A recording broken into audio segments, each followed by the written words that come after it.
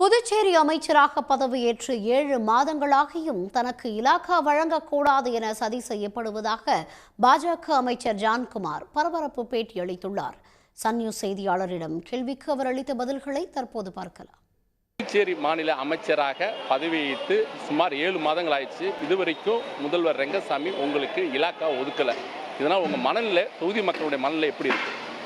கஷ்டமாக தான் இருக்கும். தொகுதி மக்கள் வந்து அதை விட அரசாங்கத்தையே கழுவி ஊற்றுறாங்க. இப்பேற்பட்ட இந்தியாவே ஆளும் கூடிய பிஜேபி அமைச்சருக்கே அந்த நிலைமையா? அந்த அளவுக்கு வந்து இங்கே இருக்கிற என்ஆர் வந்து பிஜேபியை கட்டுமானம் பண்ணி வச்சுக்கிறாருன்னு மக்களே ஒரு மாதிரி பேச தான் ஆரம்பிக்கிறாங்க. வருத்தம் இருக்க தான் செய்யுது. விரைவில் புதுச்சேரி மாநில சட்டசபை தேர்தலுக்கான தேதி அறிவிக்க இருக்கிறது.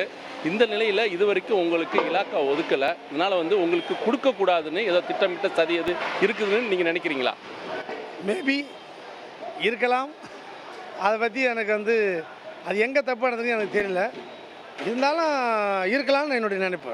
வெளிப்படையாகவே கேட்குறேன், ஜான்குமார் மேலே ரெங்கசாமிக்கு என்ன வெறுப்பு? எதுக்காக இன்னும் இலாக்கா கொடுக்காம வச்சுருக்காங்க?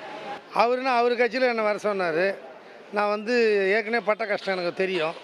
ஏற்கனவே பிஜேபியோடைய துணை இல்லாமல் ஏற்கனவே ஆண்டார்ல நாராயணசாமி, அவரால் எதுவுமே செய்ய முடியல. நான் அவர் கூட தான் இருந்தேன். எப்பொழுதும் அவர் கூட டெல்லிக்கு போவேன்.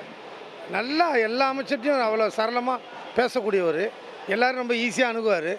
அங்கேருந்து போய் கேட்குறாரு. ஆனால் இங்கே வந்த உடனே கவர்னர் நம்ம வந்து எல்லாத்தையும் முட்டுக்கட்டை போட்டுடுறாங்க. சரி, அப்போ நான் சட்டசபையில் ஓப்பனாக பேசினேன். நம்ம பாண்டிச்சேரி சின்ன மாநிலம். இந்த மாநிலம் வந்து மத்திய அரசு சார்ந்து தான் இருக்குது. ஆனால் மத்திய அரசு சார்ந்த ஒரு கட்சி தான் இங்கே வரணும். நம்ம எல்லாமே பேசாமல் பிஜேபி போயிடலான்னு சொல்லிட்டு அப்பயே சொல்லியிருந்தேன். உடனுக்குடன் செய்திகளை தெரிந்து கொள்ள சன் நியூஸ் பெல் ஐகானை கிளிக் பண்ணுங்கள்.